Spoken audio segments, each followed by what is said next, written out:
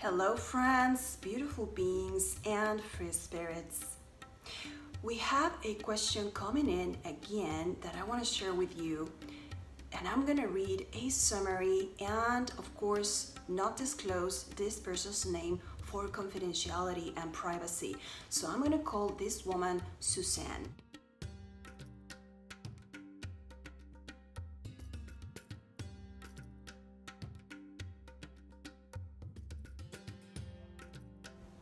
Suzanne says, I suffer from depression and anxiety. I turned 41 today and feel like a total loser. I have no real friends, only acquaintances. I am not married, no kids. I feel like I lost out on a great life because of my depression and anxiety. I have tried dating but feel embarrassed because I have no friends. I feel like I'm not good enough. Even though it's sad and lonely, I feel it's more comfortable to isolate myself in my dark hole. How can I overcome these feelings? First of all, Susan, I am sorry you're feeling that way. Nobody should feel like they are losing out on a great life because of any reason whatsoever. We are all here in this world to live a fulfilling life, and you were chosen to embody this body that you are having right now in this life for a reason. I would like to go over a few critical areas that hopefully are going to help you overcome some of the challenges that you are going through. Your state of consciousness determines your world. Consciousness is a state of complete presence that allows you to become aware that you are aware. Consciousness is going deep within yourself without allowing automatic thoughts come to the surface of your mind to label and judge the situations and things around you. Your consciousness is not separate from what you perceive.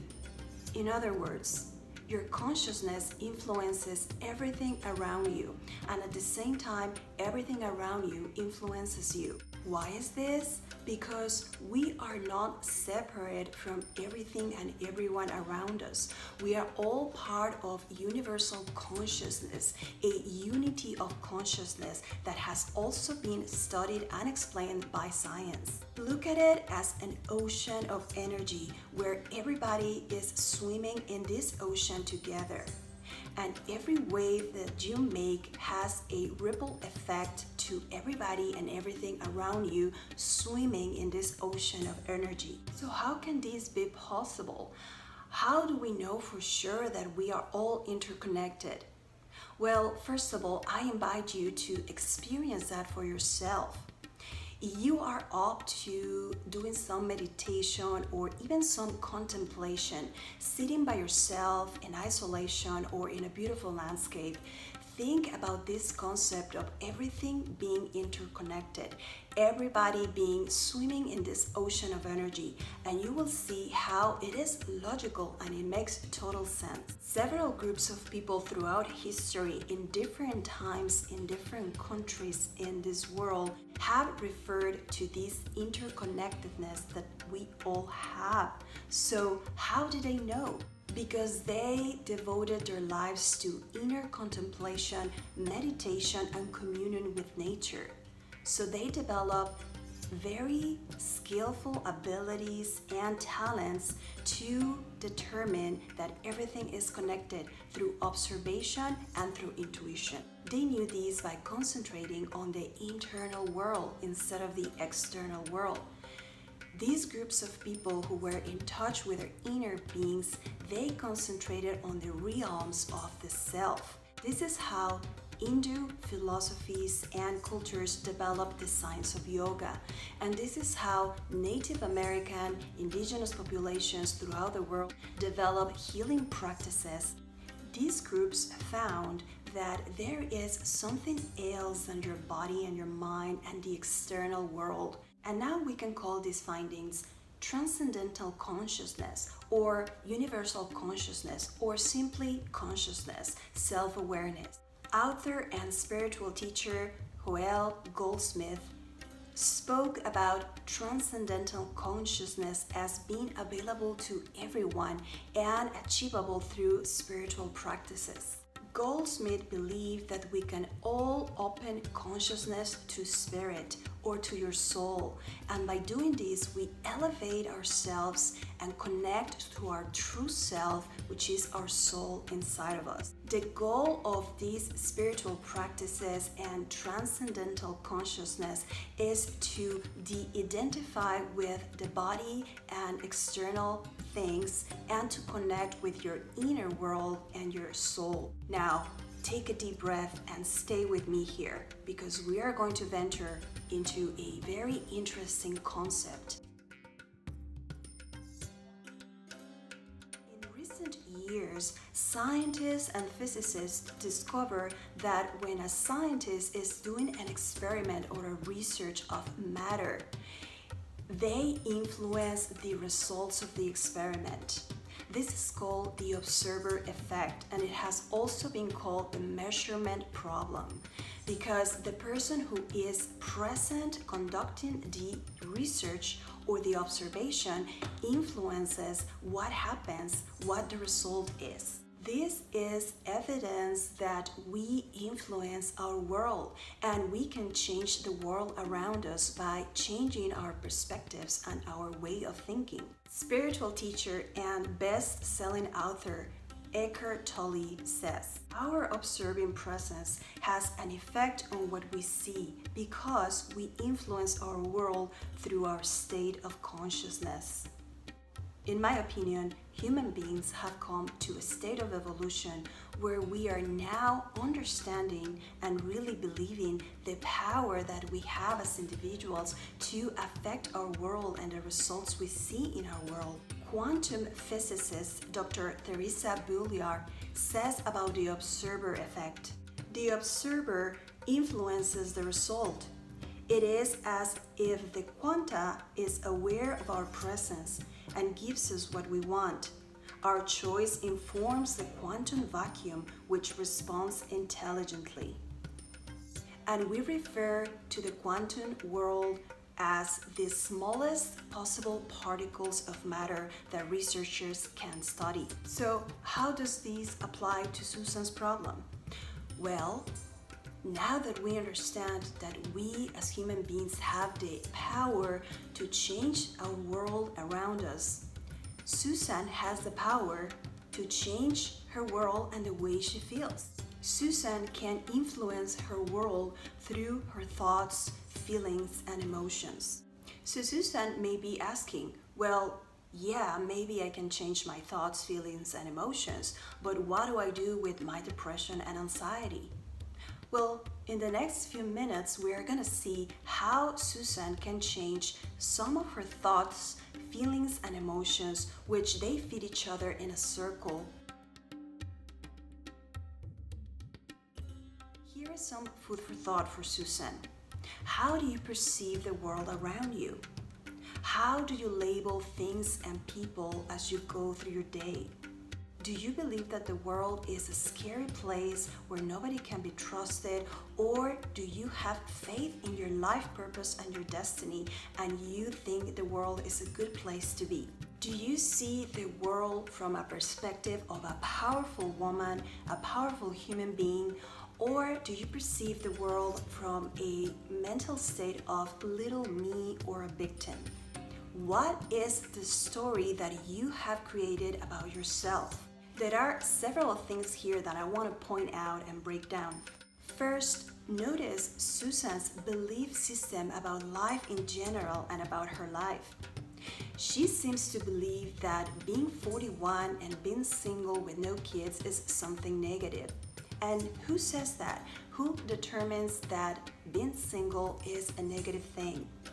Who determines that not being married and not having kids is a negative thing? It may not be an ideal situation if Susan wants to have friends or be married and have kids, but that doesn't mean that she is not going to be able to do it in the future. Remember, somebody who loves you for who you are is gonna love you exactly the way you are as you come. In my opinion, as long as you are making everything possible to grow personally and spiritually and be a good person, all the details that you are mentioning are just additions to one's life, like being married, having children, or having a certain age. Second, also notice Susan's automatic thoughts that come to her mind as she tells her story. She uses a lot of my depression and anxiety, making depression and anxiety part of her identity, part of who she is. Perhaps it would be better if Susan tries to replace saying my anxiety or my depression with I have anxiety symptoms or I have depression symptoms. And third, Susan also mentions that it is more comfortable to stay isolated and in her quote black hole. So this is showing some level of comfort. Getting out of your comfort zone is key to change your world and transform your life. Let's talk now about the mind, the world around us, and human pain. So we have seen that Susan has the power as a human being to completely transform and change her perception of things and change her life. So why is Susan stuck? Susan has the power to raise her consciousness by developing true presence and self-awareness. But she is being challenged by her own mind, the world around her, and human pain. Susan is being challenged by the world around her through gender role stereotypes and expectations that a woman at 41 should be doing at this level in her life. And she has this belief that her life is not worth it or that somehow she's inadequate or not good enough. Also, Susan is being challenged by her own mind because she has not been able to replace automatic thoughts with more positive thoughts that can help her change her perspective in life. And also Susan is being challenged by human pain in general, that pain that we all carry in ourselves, in our psyche, and in our body and our minds, that we carry through our past experiences and even the experiences of our families, generations, and that people accumulate throughout their lives. All of this pain and maybe negative experiences influence how we feel in the present moment. But it is up to us to stay present, observe those feelings and emotions in our body and in our heart, and not let ourselves get carried away by these sensations and these feelings. Remember, the ego wants to feel that there is a problem, that there is an identity that we have to defend, that there is certain things that we have to accomplish in life to be valuable and worth it. And all of this is false and it's just an illusion.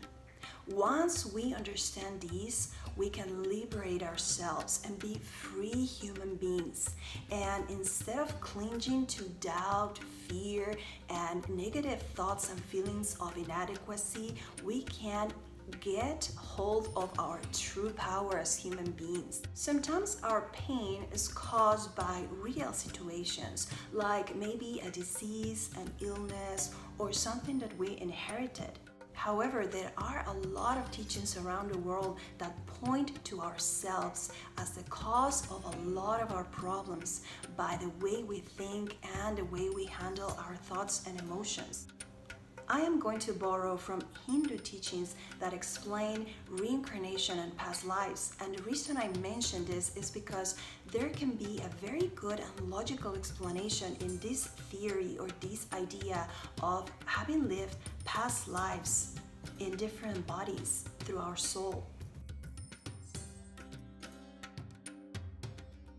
Samskaras are latent karmic tendencies or mental conformations that shape the way we feel in our present lives and the way we behave. In my opinion, this idea explains a lot of things like Why are children born with certain tendencies? A few months after they are born, they already show a personality, a tendency, dislikes and likes. They have their own mind and their own tendencies. And also sometimes we feel a special connection to places or people that we cannot explain. And this may be logically explained by the concept of we human beings living other lives in the past or in the future. So how can these help Susan and people in Susan's situation? Hindu teachings explain that there are good samskaras and bad samskaras, and these bad samskaras can be replaced by good samskaras in your present life. How can we replace these samskaras? Well, think about it like a glass jar with black and white marbles. So the glass jar is empty, and every time you have a negative thought, you're going to put a black marble inside the glass jar. And every time you have a positive thought, you're going to put a white marble inside the glass jar.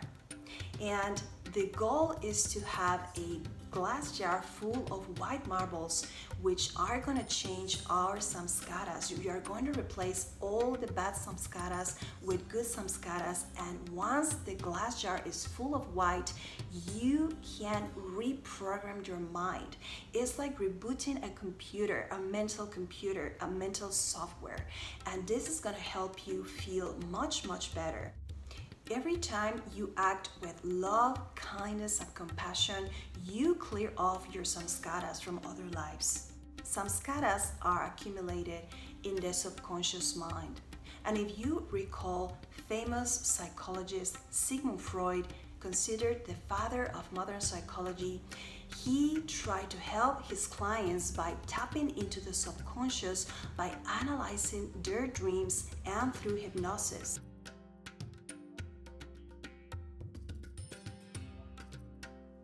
We know that our minds are a powerful machine and that you can develop control over your mind. In other videos, I have spoken about the lake of the mind and how to avoid making a lot of waves in the surface of this lake. In his book, The Mindful Way Through Depression, author Mark Williams explains that our mind, body, and emotions are interconnected so smoothly in an intricate machine that we don't even notice. Author Mark Williams says about this machine of the mind: the machinery that sets the cycle of unhappiness and motion may operate so smoothly that we don't even detect its workings. But that does not mean that it is an unstoppable machine. So there's some hope here. We don't have to fight against the machine. We have to know how to operate its software. So every link between your mind and your body, your feelings and your mind, or your feelings and your body, can be an opportunity to redirect your response. As long as you are aware of your thoughts and the feelings in your body and your sensations, you can change those reactions. So this is what we call rebooting the machine, pressing the reset button just by mere presence. Every time you have negative thoughts of little me or victimization, it's an opportunity to reset the button and reboot the computer of your mind. Williams makes a lot of emphasis on paying attention to the sensations in your body, because your body is a software in itself that can signal you and tell you why you are feeling some thoughts and emotions, why are you feeling some emotions or thinking specific thoughts, and how they feel in your body. So the idea is not to repress or suppress your emotions and feelings. The idea is to let them come when they do, observe them, that is presence and consciousness, and feel the sensations in your body and just let them be, and don't get hooked on them. Don't make them part of your story. So just let them pass like clouds in the sky. Maybe you heard about Gestalt therapy. This therapy was created by psychologist Fritz Perls, and it makes a lot of emphasis on helping people become aware of the present moment and be connected to the sensations in their body caused by feelings and emotions and thoughts. So how can Susan reset her computer, transform her life by changing her perspective? Reprogramming our mental conditioning requires an awakening of consciousness. This requires staying present with as much clarity of mind as possible and putting some distance between yourself and your mind. Replace negative thoughts with positive thoughts as soon as you notice them bubbling in the lake of your mind. Don't even let them reach the surface or disturb the surface of your lake. As soon as you see a negative thought coming up to the surface, just replace it with a positive thought. Remember the example of the glass jar with the black and white marbles. Another psychological therapy that has been very effective in managing depression and anxiety is cognitive behavioral therapy. And cognitive behavioral therapy, also called CBT for short, also uses a technique to replace negative thoughts for positive thoughts. And this is called adaptive responses. The technique of adaptive responses show people how to identify negative thoughts, automatic thoughts that come to the surface of the mind, and replace them with other adaptive responses that are more positive. For example, next time Susan has a bubbling thought coming to the surface of her mind with the belief that not having friends is something to be embarrassed, she could think, well, maybe I don't have friends at the present moment, but that doesn't mean that I cannot develop friends in the future. So you have to discover a new way to stay present with your feelings, regardless of whether these feelings are pleasant or unpleasant.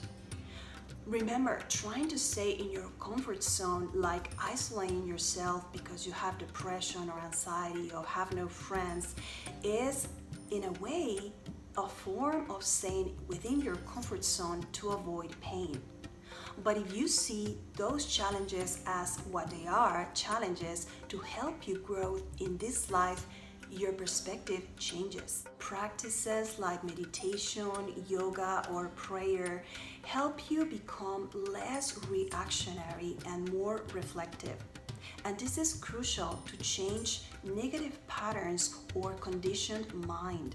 When you see the world as a big universal consciousness, you get rid of a lot of fears, doubts, and negative emotions. You don't perceive yourself as powerless or little me with depression and anxiety. You perceive yourself as a powerful human being with the capacity to influence your external world and live a fulfilling life on your own terms. It is undeniable that we human beings have a deep need for connection with God and with the universe. And if this is not fulfilled through religion or through spirituality, a lot of people feel lonely and depressed and anxious, and they don't even can point to a specific reason why. Or maybe they can make a lot of excuses why they have depression or anxiety. So my counsel to Susan is to wake up. Realize your power. Being 41, you are in the middle of your life. You can still achieve and do so many things. Don't give up. Go out there, experience life. Take a sabbatical, take a break. Save some money and travel. Do a pilgrimage. Get away from your comfort zone. A lot of people have been able to change their lives only by changing their environment, getting out of their country, going to other countries on trips and pilgrimages. You can go by yourself and embrace that loneliness, this opportunity to be alone and become the best version you can be. This can be a wonderful, wonderful time in your life. Don't think that your life has been lost or that your life could be better because you could be married or have children. Maybe this is something that you really want, but if it's not in your life, there is a reason for it. So try to change your perspective and try to get out of your cocoon, out of your black hole, as you call it, and go out there and live your life. In fact, when people are in their zone of development and they are doing what they love, going to different places, experiencing new things, meeting new people, getting out of the routine and their lives, sometimes they have met people in similar situation and they click and they change their lives. Or maybe you can meet a spiritual teacher in another country. Maybe you can go to India, to Tibet, or to some other part of Asia where they have a tremendous spiritual wealth, where you can find doctors and teachers who can guide you and help you make this transition and this loop. And you can do it. You can do this. You can change your perspective and get out of that life that has been your story up to this day. That's all, friends. Thank you for watching, and as always, take care of yourself, stay healthy, and free spirits. I will see you in the next video.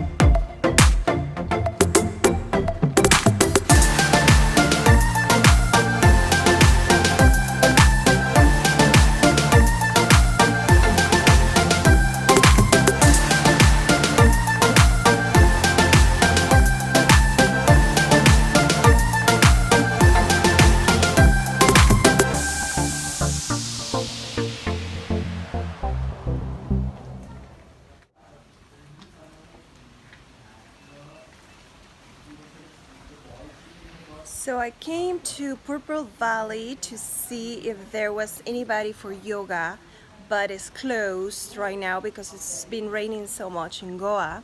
So we are walking up this road, beautiful road, back to the car.